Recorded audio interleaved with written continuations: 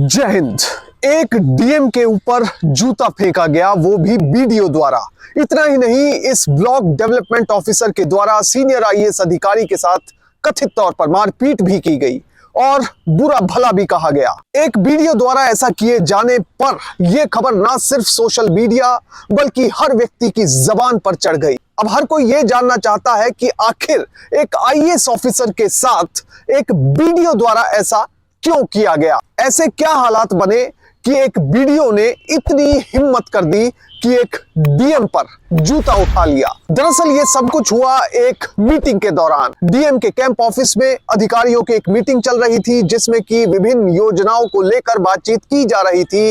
इसी दौरान डीएम ने कथित तौर पर जब इस अधिकारी से सवाल जवाब किए तो वो तमतमा गया और गुस्से में उसने डीएम के ऊपर जूता फेंक दिया। इस पूरे केस के बारे में आपको बताएंगे, पर सबसे पहले आपसे अपील कि आप लाखों की संख्या में हमारे वीडियोस को देख रहे हैं पर चैनल सब्सक्राइब नहीं कर रहे, इसलिए अगर यूट्यूब पर देख रहे हैं तो फौरन चैनल को सब्सक्राइब कीजिए, बेल नोटिफिकेशन ऑन कीजिए, कमेंट कीजिए, वीडियो को अधिक से अधिक शेयर कीजिए। अगर फेसबुक पर देख रहे हैं तो पेज को लाइक कीजिए, वीडियो को शेयर कीजिए और कमेंट कीजिए। मैं जानता हूं ये वीडियो आप आखिर तक देखेंगे क्योंकि ये केस अपने आप में है ही बहुत दिलचस्प। अब 9 फरवरी का दिन है और सुबह के 10 बजे है। आगरा के डीएम भानुचंद्र गोस्वामी के कैंप ऑफिस में अधिकारियों की मीटिंग बुलाई गई है। इस मीटिंग में विभिन्न विकास कार्यों का जायजा लिया जाना था। अब यहां पर यह समझना जरूरी है कि एक डिफरेंस होता है। डीएम के 2 दफ्तर होते हैं, एक डीएम का दफ्तर जिसमें हम अक्सर जाते हैं, एक होता है डीएम का कैंप दफ्तर यानी कि कैंप ऑफिस। ये डीएम के घर में ही मौजूद होता है। डीएम का जो बड़ा घर होता है उसी में एक एरिया कैंप ऑफिस के लिए डेडिकेट कर दिया जाता है। अगर डीएम दफ्तर नहीं जाते तो वो अपने कैंप ऑफिस में ही सारी मीटिंग किया करते हैं। तो यहां पर कैंप ऑफिस में ये मीटिंग बुलाई गई थी अलग अलग योजनाओं और विकास कार्यों पर मंथन करने के लिए। मीटिंग में खुद भानुचंद्र गोस्वामी बैठे थे जो कि मीटिंग की अध्यक्षता कर रहे थे और साथ में चीफ डेवलपमेंट ऑफिसर यानी सीडीओ, 4 ब्लॉक डेवलपमेंट ऑफिसर्स और साथ में सहायक विकास अधिकारी भी बैठे हुए थे। सिर्फ ब्लॉक डेवलपमेंट ऑफिसर्स की बात करें तो अकोला, एतमादपुर, खंदौली, बिचपुरी और बरौली अहीर के बीडीओज वहां पर मौजूद थे। वहीं दूसरी तरफ सहायक विकास अधिकारी खंदौली और अकोला वहां पर मौजूद थे। तो कुल मिलाकर कमरे में अधिकारी बड़ी संख्या में मौजूद थे। अब यहां पर डीएम साहब एक एक करके अधिकारियों से विकास कार्यों का जायजा ले रहे थे, उनसे पता कर रहे थे कि आखिर आपके इलाके में विभिन्न योजनाओं और विकास कार्यों को लेकर क्या कुछ चल रहा है। अब इसी बीच रिपोर्टेड फैक्ट्स के मुताबिक डीएम भानुचंद्र गोस्वामी बरौली अहीर इलाके पर आते हैं। वो बरौली अहीर इलाके के ब्लॉक डेवलपमेंट ऑफिसर से सवाल जवाब करने लगते हैं। वो सबसे पहले उनसे पूछते हैं कि आपके इलाके में क्या क्या विकास कार्य चल रहे हैं। दूसरा सवाल करते हैं कि विकास कार्य अगर चल भी रहे हैं तो उनकी रफ्तार इतनी धीमी क्यों है। इसके बाद सवाल और ज्यादा स्पेसिफिक हो जाता है जिसमें नगला कली इलाके में गंदे पानी की समस्या को लेकर वो सवाल करते हैं कि इस गंदे पानी की निकासी की समस्या को अभी तक दूर क्यों नहीं किया गया। डीएम साहब के मुंह से कथित तौर पर कुछ ऐसा निकल जाता है जो किसी ने शायद सुना नहीं, मगर वो वीडियो अनिरुद्ध चौहान को सुन गया। जैसे ही Anirudh Chauhan block development officer ने कथित तौर पर यह बात सुनी तो उसका चेहरा गुस्से से तमतमा गया। यह वीडियो अपनी कुर्सी से कथित तौर पर खड़ा हो जाता है और सीधे डीएम को चेतावनी देते हुए कहता है, डीएम साहब, मैं आपसे डरता नहीं हूं, आप अपनी जबान पर लगाम दीजिए। डीएम जैसे ही ये बात सुनते हैं तो उनका हाथ गुस्से में टेबल पर पड़े हुए पेपर वेट के पास चला जाता है। हाथ में आया पेपर वेट सीधे वो उठाकर कथित तौर पर इस ब्लॉक डेवलपमेंट ऑफिसर की तरफ फेंक देते हैं। बस फिर क्या था, जैसे ही कथित तौर पर डीएम साहब ने ये पेपर वेट फेंका उसके बाद तो वीडियो अपना आपा ही भूल गया। वीडियो ने सबसे पहले अपने पैरों में से कथित तौर पर जूता निकाला और जूता निकालकर सीधा डीएम की ओर फेंक दिया। डीएम की ओर जब ये जूता फेंका गया तब सारे अधिकारी कथित तौर पर वहां पर मौजूद थे, पर किसी को यह समझ नहीं आ रहा था कि कुछ ही पलों में, कुछ ही सेकंडों में यह तस्वीर अचानक से बदल क्यों गई है। क्यों डीएम और बीडीओ जैसे अधिकारी आपस में हाथापाई की नौबत पर पहुंच गए हैं। जैसे ही जूता फेंका गया उसके बाद डीएम साहब को भी कथित तौर पर काफी गुस्सा आया।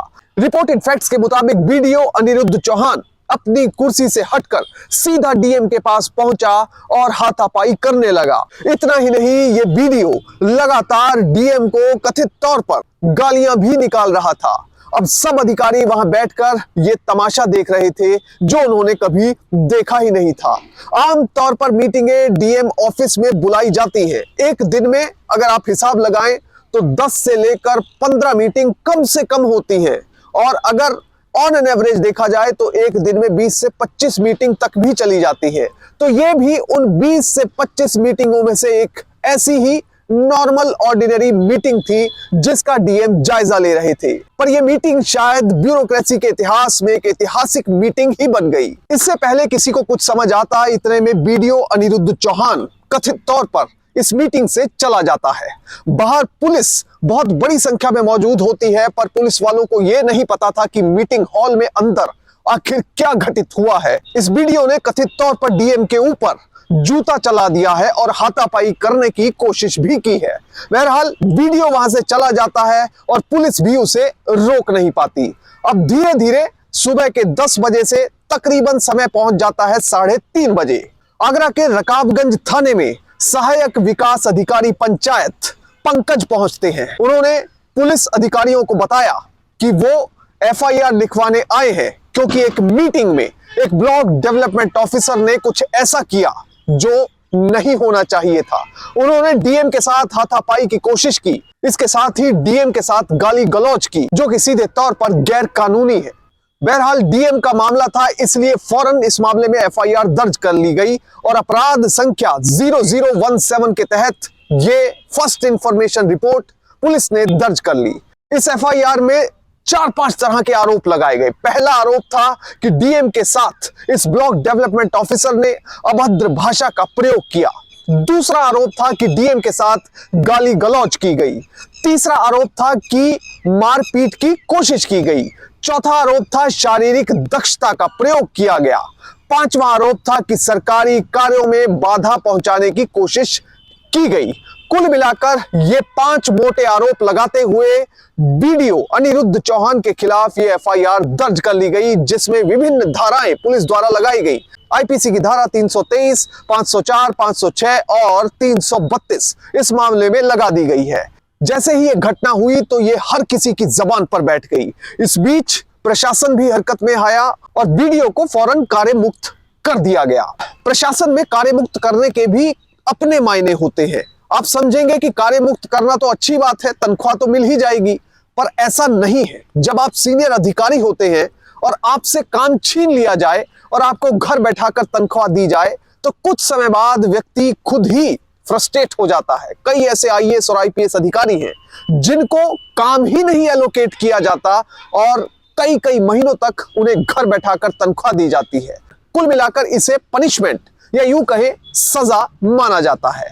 बहरहाल एफआईआर के मुताबिक जो कुछ बीडीओ अनिरुद्ध चौहान ने कहा वो सीधे सीधे इनसबऑर्डिनेशन का मामला बनता है। इनसबऑर्डिनेशन के मामलों में आमतौर पर सरकारी विभागों में माइनर पेनल्टी से लेकर मेजर पेनल्टी लग सकती है। अब माइनर पेनल्टी क्या होती है?